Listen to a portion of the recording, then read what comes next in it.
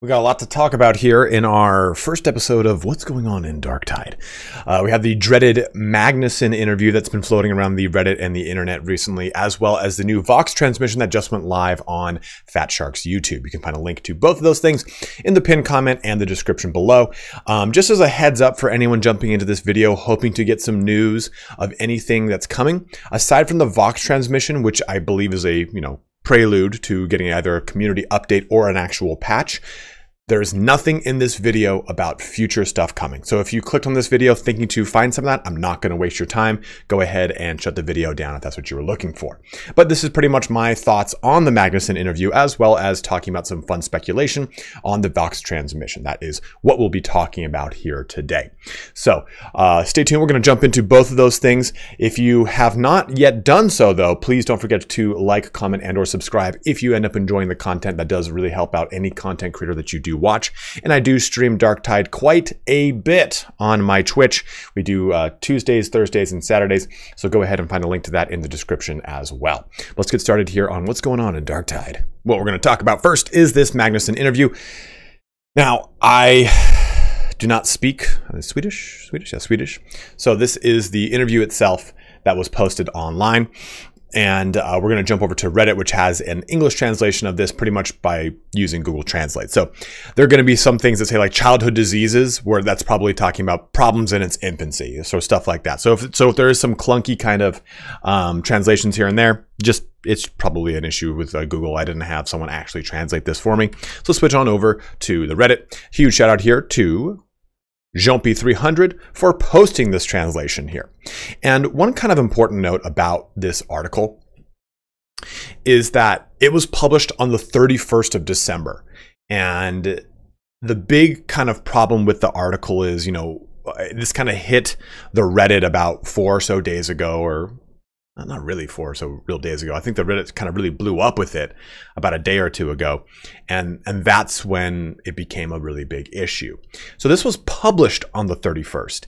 And the way I'm reading it and the way I'm looking at it, this seems like something that a company probably posted, or probably got the interview and did the interview probably a week or two after launch. Because if you're a gaming company, you're going to do some sort of positive PR blast about your game, saying that it's the most amazing game you've ever made, and that any game that we ever make will pale in comparison to it, because that's just the way that video game companies are. But we're going to talk about some of the problems that we, myself, and I think a lot of the broader community do have with the article.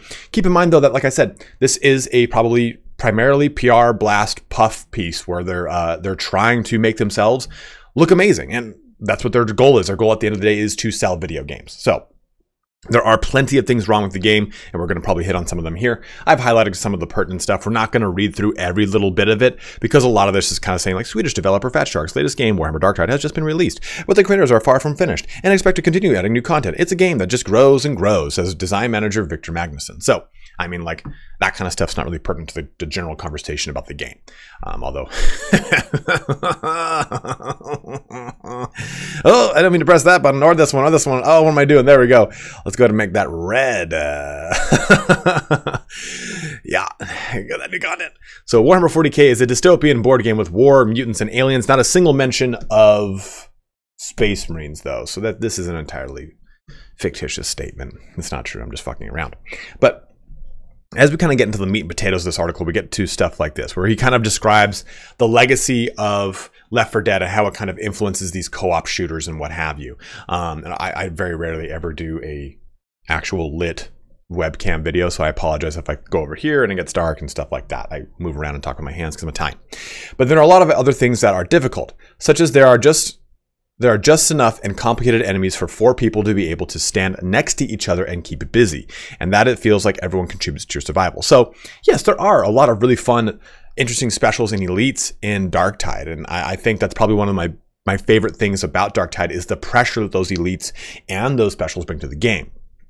My biggest problem with them, though, is the fact that a Poxhound can absorb 15 bolter rounds like it's like made of fucking titanium. Like it's ridiculous to me. So there are a lot of issues with a lot of the balance in Damnation for a lot of those specials and elites. That does kind of create less of a fun environment and more of like a frustrating anxiety almost, right? Like if you do the Poxhound modifier on your mission and you're getting 2-3 Poxhounds per Poxhound invasion, that's rough because you're like, oh man, I'm not going to be able to drop this thing in a sufficient amount of time and it's going to rip me in half. Or, hey, maybe a Pox Burster, if I do the push on it, it might work once, it might not work the other time if it's coming up of a staircase and stuff like that. There's a lot of random intervals about those specialists and elites that can make gameplay very frustrating when it should be a little bit more of a, hey, this elite is coming, I have a reliable way to deal with it, just like I did in Vermintide. And it is worth noting that a lot of stuff, and I think it kind of comes down to the fact that this is a server-side game, not a client-hosted game, not a client-side game. And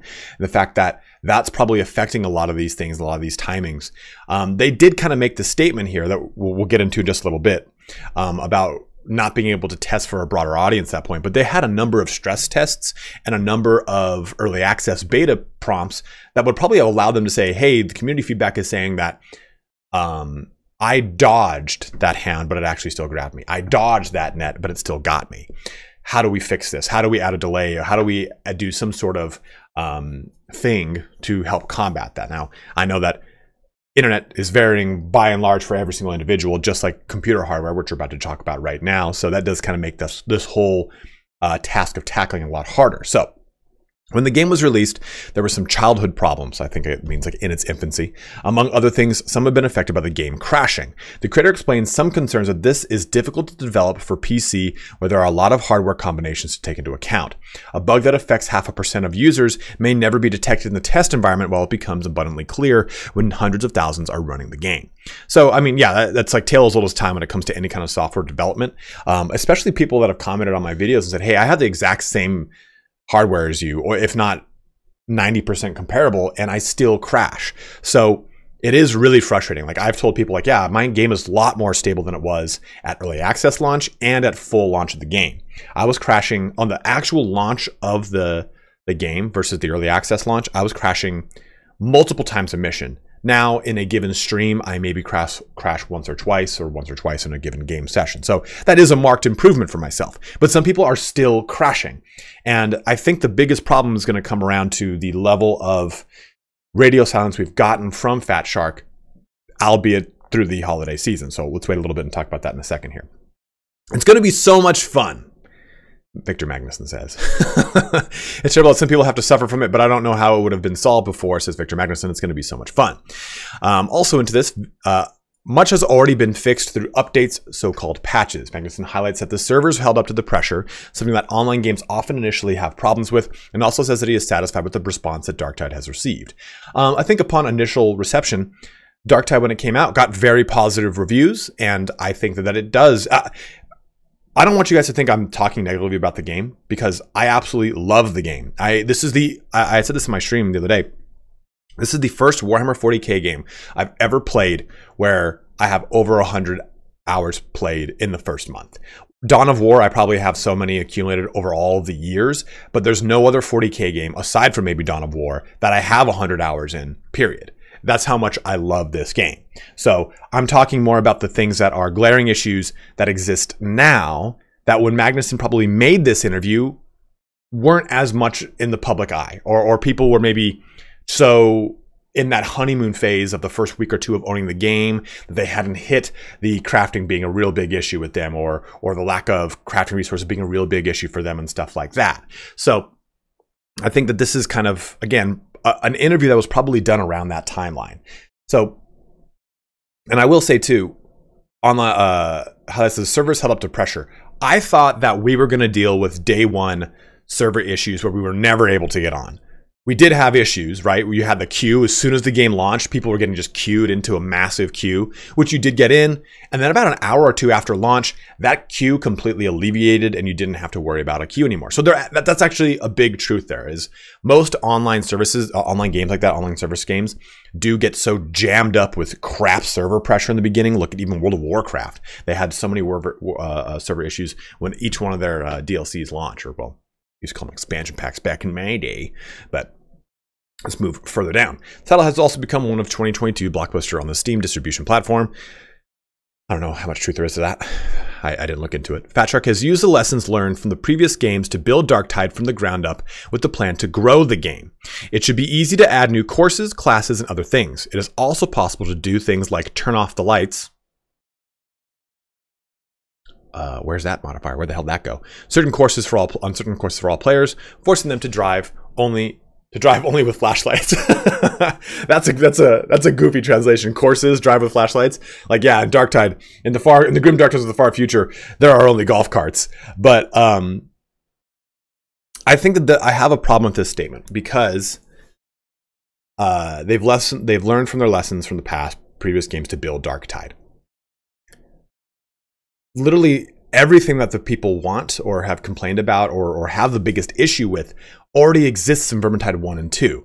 And I know it's not an analog one-to-one transfer. It's not the way things work in the gaming industry, especially in any kind of software development. You don't just go, okay, we're going to build a new version of it, and we'll just kind of port the things that we patched into the previous version as we're building it. You just can't do that. You're not going to throw spaghetti onto your new spaghetti. You know, that's just not, that's not a term anyone uses. But still, my point is that software development, usually when a new version exists, is siloed. It's not pulling from Vermintide as new stuff is added in.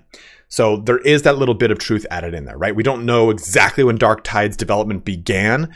So we don't know which version of Vermintide 2 or which version of Vermintide period it's actually running off of. So I had to spit something out, so that got all funky here. But still, I think the biggest thing here is that there are so many existing systems from the previous games that when you jump into Darktide, you're wondering where those systems have gone. Because maybe you're coming from a Vermintide as a veteran and you jump into Darktide and you're like, well, the crafting seems so watered down. And I think the biggest problem here is that this article comes out at a time when people just simply want communication. And it's a big problem that I've noticed in the gaming industry across a lot of different games, a lot of different genres and categories. Video game companies have some sort of inability to create transparency with their client base, especially in situations where they are trying to promote a live service game. If Darktide had released an article or a community update when this went live and said, hey, you know what? We're coming into the holiday season. What we do over here is we take the week off in between the New Year's and Christmas. Expect a patch, though, by the 2nd or 3rd week of January. We'll be working on these things.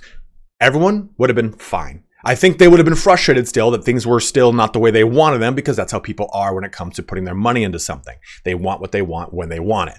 But had Fatshark said, hey, we've looked at all your community feedback. We understand that crafting is not in, even though we said it would be in before 2023. We've seen that there are a lot of issues with the way that the store operates, and we've noticed that you guys have pulled some stuff from the code. We know you have a lot of questions about subclasses. We know you have a lot of questions about the way that the difficulties work and the way the map timers are. If they had just kind of addressed even some of those things, or even just said, hey, we've got a patch coming in 2nd, 3rd week of January. Stay tuned, a lot of exciting stuff.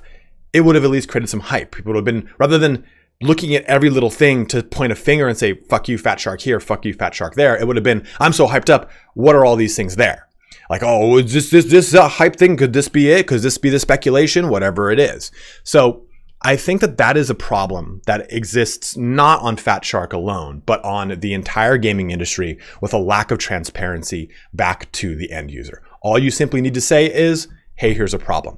A good example of this would be, for any of you that have played Total War Warhammer, in the transition from Total War Warhammer 1 to Total War Warhammer 2, there was the race Norska. Norska was supposed to be brought into Warhammer 2 at launch. There was an issue with the development of those two systems existing in silos that resulted in a code issue, so they couldn't just simply bring the race over into 2 at launch. They had to completely recode it from the ground up. And it took them 3 months to say that. Had they just said it in the beginning, hey, we ran into this issue, we expect it to take a number of months, we're not 100% sure, we'll update you as we get along, people would have been like, fine, at least we know that it's coming. And I think that maybe Fatshark said to themselves, well, we've delayed the game now 2-3 times.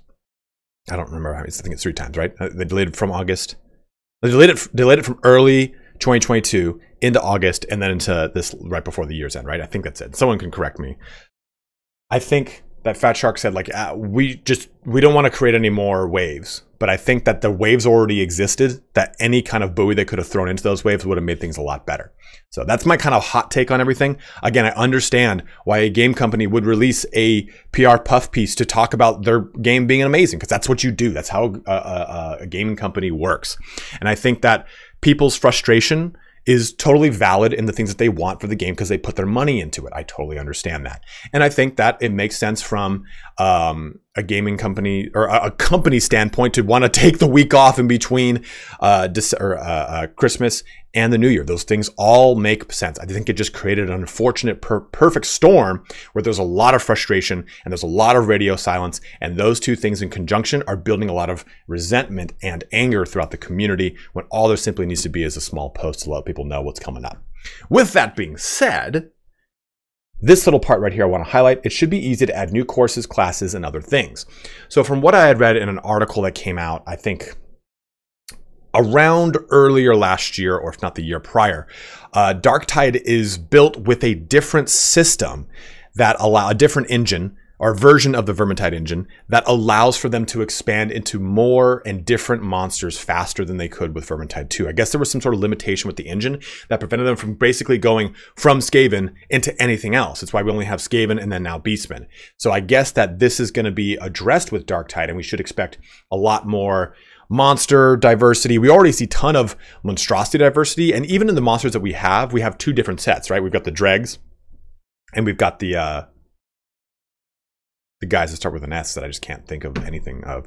Good God, Dragon, whatever the dude. You got the corrupted guardsmen and you got the Nurgle cultists, basically. So you'd already have two different sets of enemies, and they do react differently. They have unyielding armor or maniac armor, whatever it is, depending on what it is. So you already have that existing in the game. So it's exciting to see that. Hopefully this means that we'll see cool stuff in the future. Like, I would absolutely love to see a Gene Stealer cult. I know a lot of people have said specifically demons, or to have a boss that is a plague marine. All those things, of course, do seem possible in the future for Dark Teasy.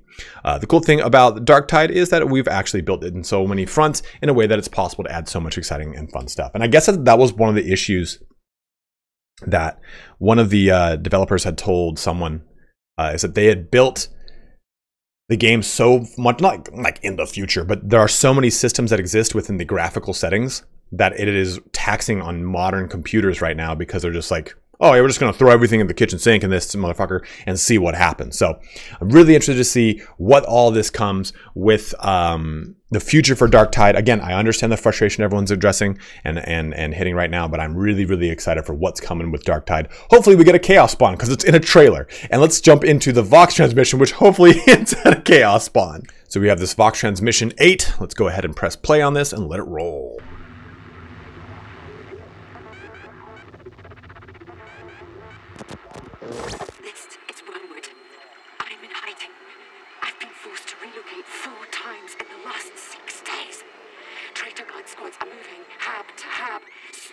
Citizens.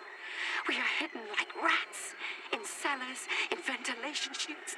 Wherever there is a hope, they want to find us and murder us all. Let your blood be ours, and your words be truth. I frequently hear gunfire, often just streets away. And when it goes quiet, we hear the chanting. I assume it's the traitors, worshipping whatever dark gods they found on the fringe worlds. If it's not them, then may the Emperor protect us. For I have no idea what could be making those sounds. Give your life unto the eye. Give your life unto the dark. Submit your soul to the... Would you like to know more? So, a fun little bit here. I'm just going to kind of mute this and let this kind of keep going over and over. So, this usually preempts us with a community update with a whole patch that introduces a new map or a new modifier or two, whatever it was. It's kind of the thing that we've had in the past. So I'm really excited to what this could possibly mean. A lot of people in the comment section of the YouTube say that this could be really fun if this was a rescue style mission. And that would be pretty cool, depending on how it's done. If it's like, okay, rescue them, you guys go find cover, we're gonna go find more people, that's fine. Escort missions in every video game are the worst types of mission because the AI pathfinding on them is the worst and they always die. And if anything in the past of this game is indicative, an escort mission would be absolute miserable. If it was rescue though, that'd be fun, right? Just, oh, rescue them and they go do their own thing. But I hope that this also brings us a new monstrosity in the Chaos Spawn. The most recent monstrosity to be added to the game is the Demon Host that was added, I think 2 weeks into the, or a week into the early access beta.